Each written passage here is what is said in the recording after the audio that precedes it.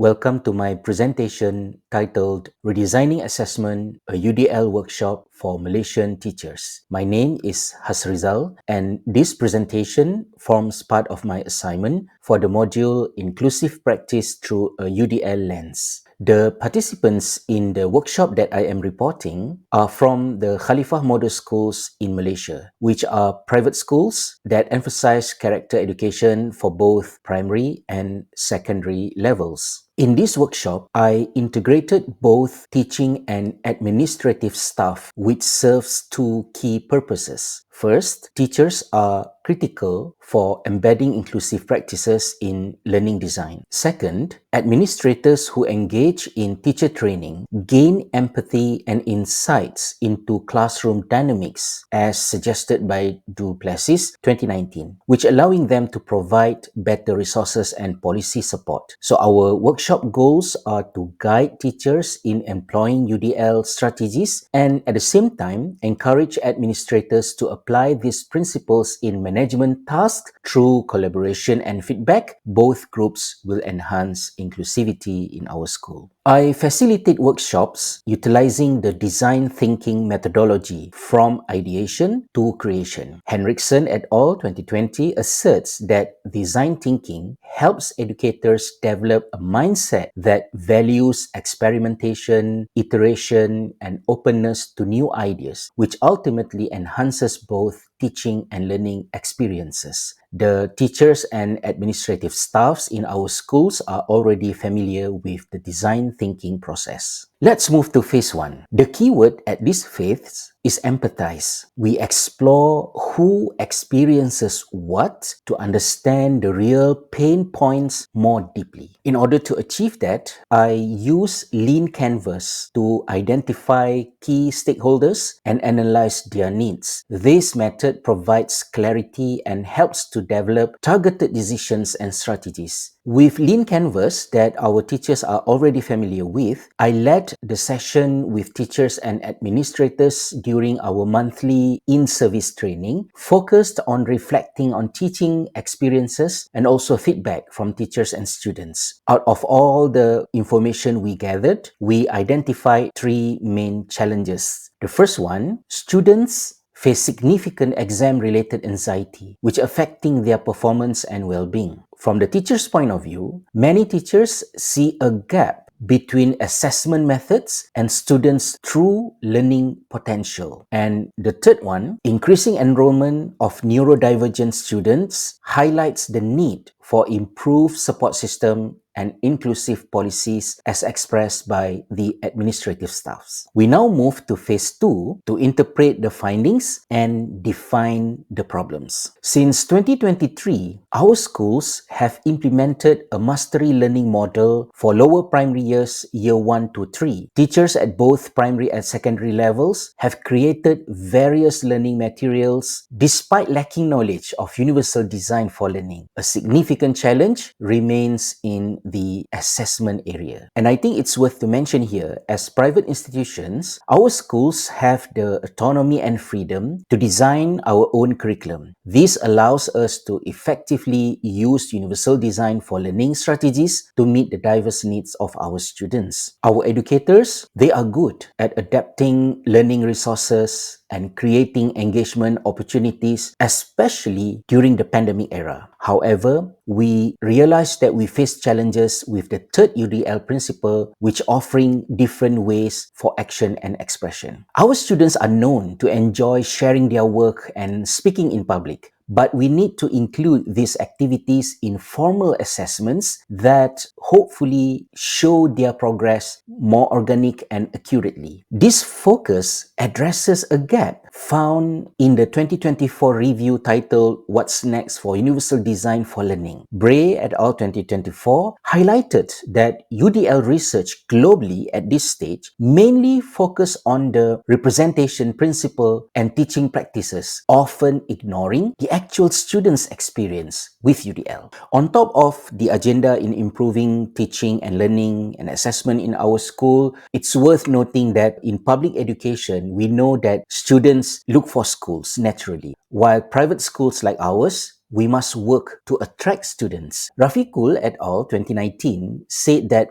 private secondary schools especially should use effective and innovative strategies to attract and keep students. So we at this stage believe that using universal design for learning can improve our school's value proposition. So we now enter phase 3, ideation, where we brainstorm creative solutions without any restrictions. During this phase, I specifically introduce universal design for learning principles as our guiding framework and tools. While we encourage all ideas, we remain focused on the specific needs we had identified earlier to ensure our solutions to be developed will be both purposeful and impactful. So we can actually turn our needs into research questions to guide our creative process. The first one, how can teachers understand diversity and inclusion from both universal and Islamic perspectives to apply UDL principles effectively? Second, what strategies can we use to remove barriers in assessment and encourage inclusivity? And third one, how can UDL principles improve our school's value proposition? In order to monitor the engagement of our teachers in this process, I have identified 5 key areas for them. The first one is affective, referring to teachers' attitudes; behavioral, which is their thoughts, feelings, and action; the third one is the cognitive, their mental processes; the next one is the competence, their skills in designing inclusive education; and the last one is the awareness. Bong and Chua 2023 highlight these areas to evaluate teachers' ability to create inclusive learning environments. And at the same time, I also considered what Rose 2022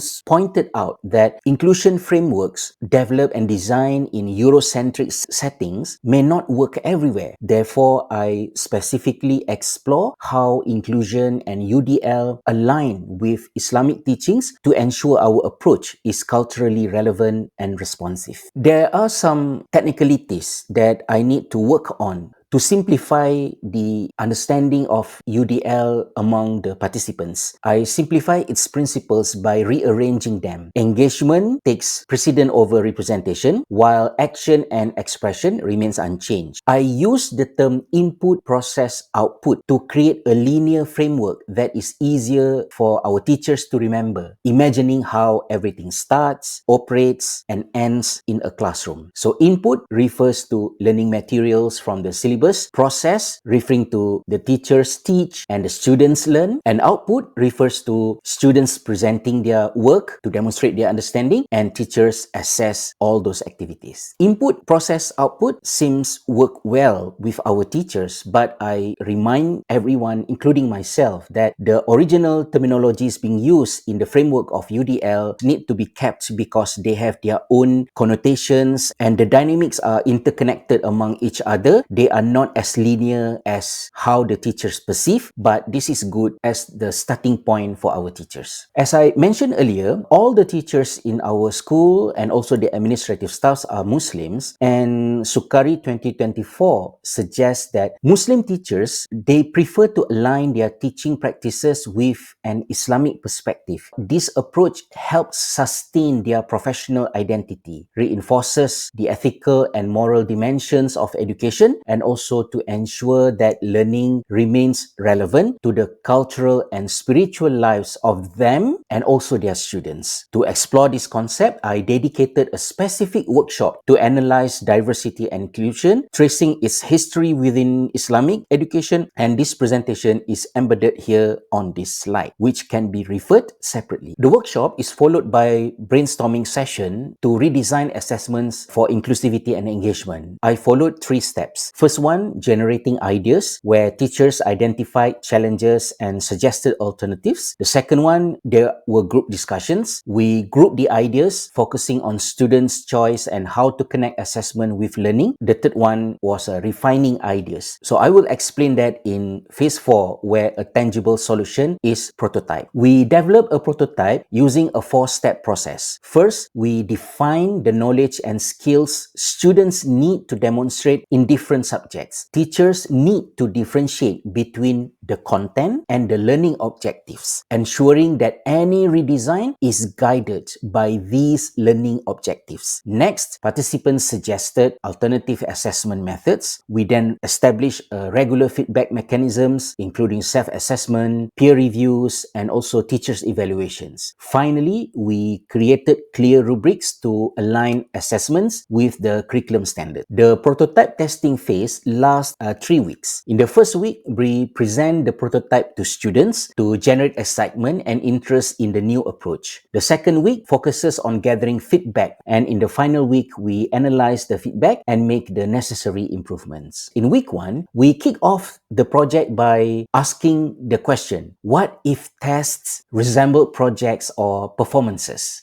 Following this, we engage students in gamification activities to illustrate how they can creatively demonstrate their understanding. To support our senior students, we have implemented a strategic plan designed to help them weigh the pros and cons of the high-stakes tests they will be taking. Our goal is to shift their perspective so they see exams as structured challenges rather than assessments of their self-worth. Perceiving high-stake exams as a kind of game where students need to master the rules. Following that, in the second week, we gathered and analyzed feedback to improve our approach. We categorized the feedback into 3 main themes: keep, adjust, and rethink. And in the final phase of our prototype implementation, we focused on ensuring its long-term effectiveness. We refined our rubrics, support tools, and assignment methods, then test these revisions to enhance learning and engagement. A concluding meeting with teachers assesses their readiness and discusses future changes. A crucial part of this phase is developing a roadmap for sustainability. We summarize best practices and outline a school-wide plan to integrate our improved assessment methods into daily practice. We now reach